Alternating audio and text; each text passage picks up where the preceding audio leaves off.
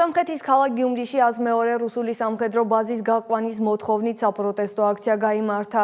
23 აგვისტოს პარტია რესპუბლიკის სახელით ორგანიზებით აქციის მონაწილეები სკანდირებდნენ ლოზუნგებს 102 სამხედრო ბაზა გადის სომხეთიდან და დამოუკიდებელი სომხეთი რუსული ჩექმების გარეშე. აქციის პარალელურად ბაზის მხარდასაჭერად ორი მცირერიცხოვანი კონტრაქციაც ჩატარდა.